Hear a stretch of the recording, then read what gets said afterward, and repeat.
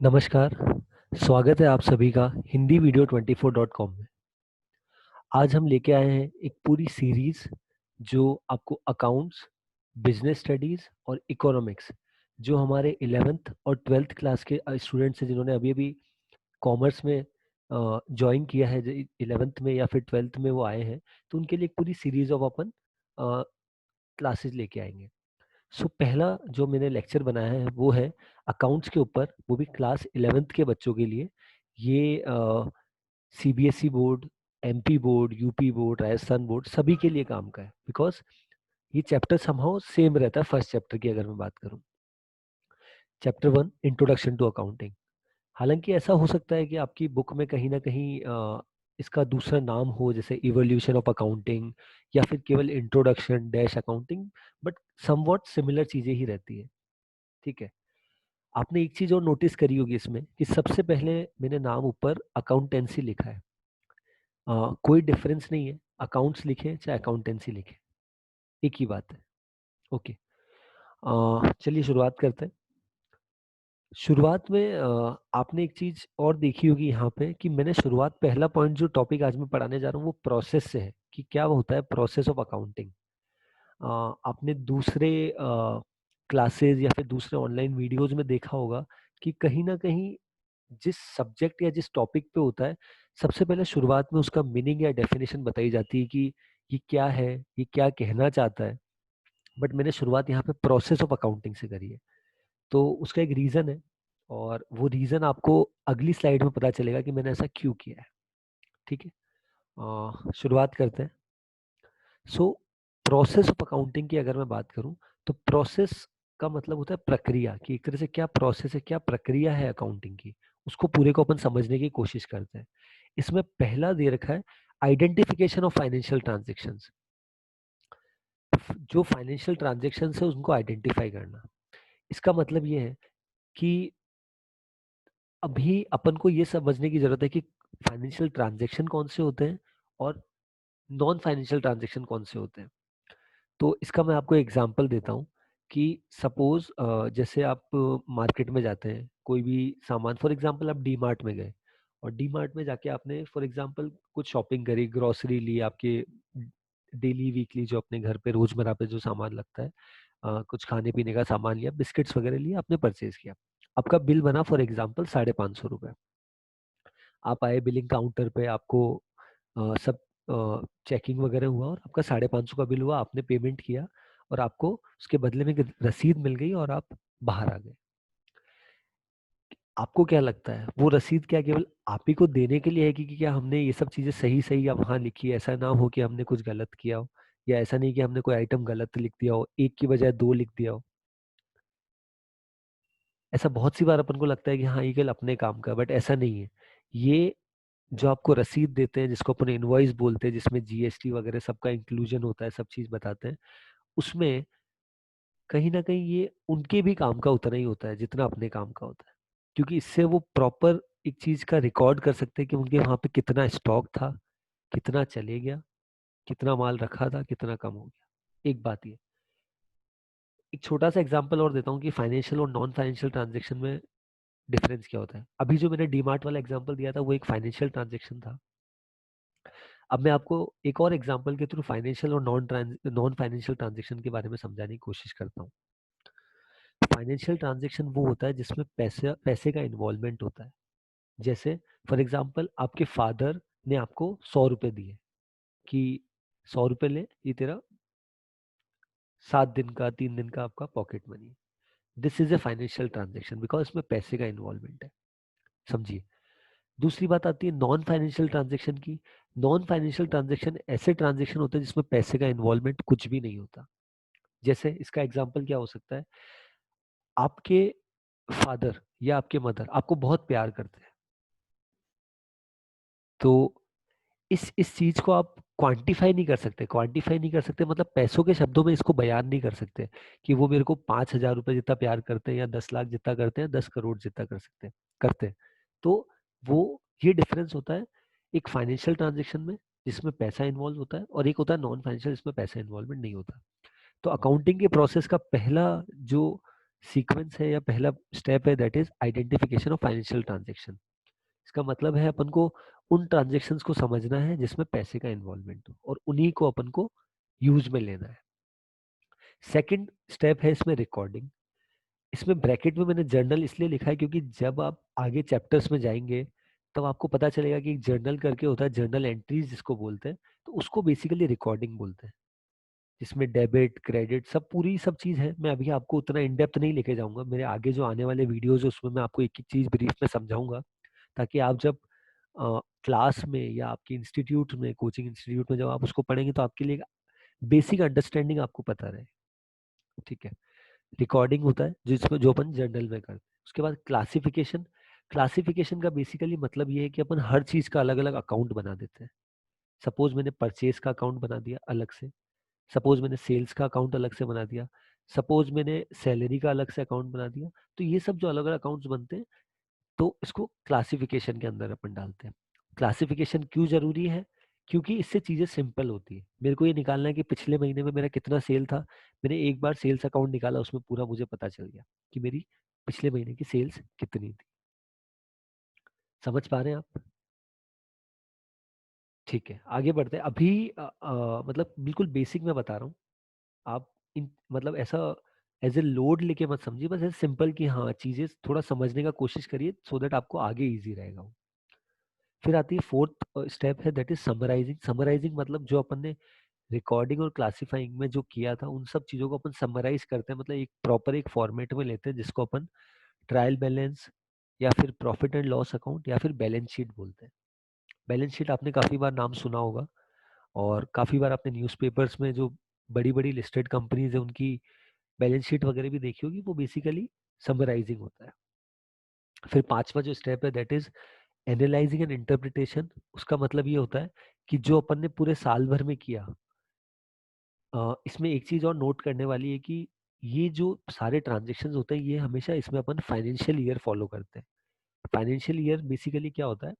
1 अप्रैल से, for example अभी की अगर मैं बात करूं, 1 अप्रैल 2020 से 31 मार्च, 31 मार्च 2021 तक, इसको फाइनेंशियल ईयर बोलेंगे। ठीक है, ये 1 साल का पीरियड होता है, इसको अपन फाइनेंशियल ईयर बोलते हैं। इसमें कैलेंडर ईयर भी होता है, जो अपन नॉर्मल अपने घर में देखते हैं कि 1 जनवरी से 31 दिसंबर तक जो रहता है वो अपना कैलेंडर ईयर कहलाता है। बट जो अपना अकाउंट्स में जो ईयर चलता है जिसको अपन फाइनेंशियल ईयर बोलते हैं, उसकी डेट होती है 1 अप्रैल, जो भी आपका साल है। जैसे अभी की अगर मैं बात करूँ तो 1 अप्रैल 2020 से लेके 31 मार्च 2021 तक। और लास्ट आता है कम्युनिकेटिंग, जो बहुत इंपॉर्टेंट है। कम्युनिकेटिंग का मतलब होता है कि जो अपन ने साल भर में किया है उसका अपन ब्यौरा दे रहे हैं कि हाँ एक्चुअल में अपना रिजल्ट अच्छा आया, नहीं आया, क्या किया अपन ने, क्या गलतियां रही, क्या अच्छा किया अपन ने, वो सब चीज। ठीक है, यहाँ तक आपको समझ में आया? कोई दिक्कत? ठीक है, अपन नेक्स्ट स्लाइड में बढ़ते बढ़ते हैं आगे। और जैसा कि मैंने आपको स्टार्टिंग में बताया था कि मैं प्रोसेस से स्टार्ट कर रहा हूँ, उसका एक रीजन था। वो रीजन अब आपको पता चलेगा। ठीक है, सो अभी यहाँ पे आप देख पा रहे हैं, जो सेकंड पॉइंट है उसमें मीनिंग ऑफ अकाउंटिंग है। मतलब जो चीज मेरे को पहली स्लाइड में डालनी थी वो मैंने सेकंड स्लाइड में डाली जानबूझकर, ताकि एक बार अपन ने जो प्रोसेस है, identification of financial transaction, recording, classifying, summarising, analysing and interpretation और कम्युनिकेटिंग, ये समझ लिया अपन ने कि इसमें क्या क्या होता है। समझने का मतलब ये नहीं है कि अपन ने इसको याद कर लिया या रट लिया, बस चीजें थोड़ा सा ग्रहण कर लिया कि हाँ क्या कहना चाहता है, आइडेंटिफिकेशन क्या होता है, financial transaction, non financial transaction क्या होता है, जर्नल लेजर, वो सब चीज। अब मैं आता हूँ सीधा मीनिंग पे। अब आप देखेंगे कि एक बार प्रोसेस समझने के बाद आपको मीनिंग समवॉट थोड़ा ऐसा लगेगा कि आप रिलेट कर पा रहे हैं कि हाँ ऐसे वर्ड ऐसे नहीं लगेंगे, कुछ ऐसे नए वर्ड है या कुछ ऐसा भारी जो जार्गन अपन बोलते हैं कि कुछ ऐसा वर्ड बोल दिया और अपन को समझ ही नहीं आ रहा कि वो कहना क्या चाहता है। ठीक है, मैं एक बार रीड करता हूँ डेफिनेशन या मीनिंग अकाउंटिंग का। Accounting is an art of recording. एक कला है रिकॉर्ड करने की, जो अपन ने यहाँ देखा था। रिकॉर्डिंग जो सेकंड स्टेप है, क्लासिफाइंग जो अपना थर्ड स्टेप था, and summarising in a significant manner. Significant manner मतलब एक प्रॉपर तरीके से, एक प्रॉपर फॉर्मेट में, and in terms of money, जो अपन ने देखा था ना यहाँ पे कि अपन के लिए जो फाइनेंशियल ट्रांजेक्शन उसी को रिकॉर्ड करते हैं, इसलिए यहाँ लिखा है and in terms of money. फिर लिखा है transactions and events in part at least of a financial character and interpreting the result thereof. इसका मतलब जो लास्ट की जो डेडलाइन मैंने आपको रीड करके बताई, वो बेसिकली कहना चाहता है एनालाइजिंग एंड इंटरप्रिटेशन और कम्युनिकेशन के बारे में। ठीक है, आपके 11th में जो स्टार्टिंग के इनिशियल्स के एग्जाम है उसमें डेफिनेटली आपको मीनिंग या फिर डेफिनेशन ऑफ अकाउंटिंग पूछी जाएगी या फिर प्रोसेस पूछा जाएगा, तो उसमें आप ये आंसर्स लिख सकते हैं काफी शॉर्ट तरीके से, और मैंने अच्छे तरीके से समझाने की आप लोग को कोशिश करी इसमें। डेफिनेशन अब देखिए, मीनिंग देखिए, बहुत अब आपके लिए इजी हो गया है। अब आपको वैसा नहीं लग रहा कि बहुत ज्यादा बाउंसर जा रहा है या कुछ समझ नहीं आ रहा। ठीक है, फिर अपन आज के अपने इस वीडियो के लास्ट जो मैंने टॉपिक लिया है that is users of accounting information, उसकी थोड़ी सी बात कर लेते हैं कि वो क्या होता है। आपको अगर याद हो तो मैंने लास्ट जो बताया था कम्युनिकेटिंग, कम्युनिकेटिंग में मैंने आपको ये समझाने की कोशिश करी थी कि अपन ने जो पूरे साल भर तक जो काम किया उसका अपन ब्यौरा देते हैं कि हमने जैसा सोचा था, जो अपन ने टारगेट रखे थे कंपनी के, वो हो पाए नहीं हो पाए, क्या अपन ने अच्छा किया क्या बुरा किया। तो अपन ये चीज किसको बताएंगे? ठीक है, तो उसके लिए ये आता है यूजर्स ऑफ अकाउंटिंग इन्फॉर्मेशन, मतलब अपनी जो इन्फॉर्मेशन है अकाउंट्स की, वो किसके काम की है। दो दो तरीके के लोग हैं जिनके लिए अपनी जो अकाउंट्स की या अपनी बिजनेस की जो इन्फॉर्मेशन है वो यूजफुल है। That is first is internal users and second is external users. ठीक है, आगे बढ़ता हूं मैं कि कौन होते हैं ये लोग, इंटरनल यूजर्स और एक्सटर्नल यूजर्स। ठीक है, इंटरनल यूजर्स की अगर मैं बात करूं तो इसमें चार तरीके के मेजरली लोग होते हैं। पहला होता है ओनर या प्रोपराइटर। अब काफी बार जब अभी अगर आप 11th में अभी भी ज्वाइन करें तो आपने काफी जगह प्रोपराइटर वर्ड सुना होगा। तो अब भले ओनर, ओनर का मतलब होता है मालिक और प्रोपराइटर का मतलब भी होता है मालिक, कोई डिफरेंस नहीं है उसमें। ठीक है, तो सबसे पहला जो यूजर है जिसको अपन अपनी सारी जानकारी देंगे, बिजनेस अपनी जानकारी देगा कि हाँ अपन ने जो साल भर में काम किया है, जो अपन ने टारगेट सोचा था वो हुआ नहीं हुआ, मतलब कौन अपने अकाउंटिंग इन्फॉर्मेशन में इंटरेस्ट दिखाएंगे। तो पहला तो खुद प्रोपराइटर, क्योंकि उसका पैसा लगा हुआ है। सेकंड है डायरेक्टर। डायरेक्टर बेसिकली कौन होता है, आपने जितनी भी बड़ी बड़ी कंपनीज सुनी होगी जो लिस्टेड होती है, लिस्टेड कंपनी जिसका सेंसेक्स या निफ्टी पे शेयर मार्केट में प्राइस ऊपर नीचे होता रहता है, उन सब कंपनीज के डायरेक्टर्स होते हैं। डायरेक्टर्स बेसिकली आप अपन समझ सकते हैं कि जो टॉप मोस्ट पोजीशन पे जो होते हैं ना किसी भी कंपनी में, उनको डायरेक्टर बोला जाता है। अलग अलग तरह के डायरेक्टर होते हैं, full time director, whole time director, managing director, MD जिसको बोलते हैं, अलग अलग तरह के लोग होते हैं। बट बेसिकली डायरेक्टर भी एक बहुत इंपॉर्टेंट कड़ी है जो जानना चाहती है कि क्या अपना बिजनेस सही कर रहा है नहीं कर रहा है वो सब। Third is managers. बिजनेस में sales manager, purchase manager, stock manager, हर डिपार्टमेंट का अलग अलग मैनेजर होता है, मार्केटिंग मैनेजर, तो उनके लिए भी बहुत इंपॉर्टेंट होता है ये जानना कि उनका बिजनेस क्या कर रहा है। और फोर्थ इज एम्प्लॉयज, बिकॉज वो बिजनेस में काम कर रहे हैं, उसी कंपनी में काम कर रहे हैं, तो उनका ये जानना जरूरी है कि अपना बिजनेस सही दिशा में जा रहा है नहीं जा रहा, उनकी जॉब सिक्योर है नहीं है, ऐसा ना हो कि अपना बिजनेस लॉस में जा रहा है, उनकी जॉब को खतरा हो, वो सब चीज। तो ये हो गए इंटरनल यूजर्स, मतलब जो बिजनेस के अंदर रहते हुए जो अपनी अकाउंटिंग इन्फॉर्मेशन है बिजनेस की उसको जांचते हैं, परखते हैं, फिर डिसीजन लेते हैं। ठीक है, उसके बाद में बात करता हूँ एक्सटर्नल यूजर्स। इंटरनल का मतलब होता है अंदरूनी लोग जो बिजनेस के अंदर है। एक्सटर्नल यूजर्स का मतलब हो गया जो बाहरी लोग हैं, जो बिजनेस से ताल्लुकात रखते हैं बट बाहर से, बट फिर भी वो अपने बिजनेस में इंटरेस्ट दिखा रहे हैं। तो पहला लोग है इन्वेस्टर। इन्वेस्टर बेसिकली कौन हो गया, जिसने अपनी कंपनी में पैसा लगाया हो। अब ये वाजिब बात है कि अगर कोई आदमी किसी दूसरे आदमी को पैसा लगा रखा है तो कहीं ना कहीं वो ये चीज तो देखेगा कि ये पैसा चुका पाएगा नहीं चुका पाएगा, कंपनी किस तरह से परफॉर्म कर रही है, ऐसा तो नहीं कि उसका पैसा डूब जाएगा। तो बाहरी इंसान में या बाहरी लोगों में सबसे पहला आदमी जो ये जानने का इच्छुक रखता है या इच्छा मंशा रखता है कि मेरे को इस बिजनेस में कि प्रॉफिट हो रहा है नहीं हो रहा, तो पहला है इन्वेस्टर। और दूसरा है पोटेंशियल इन्वेस्टर।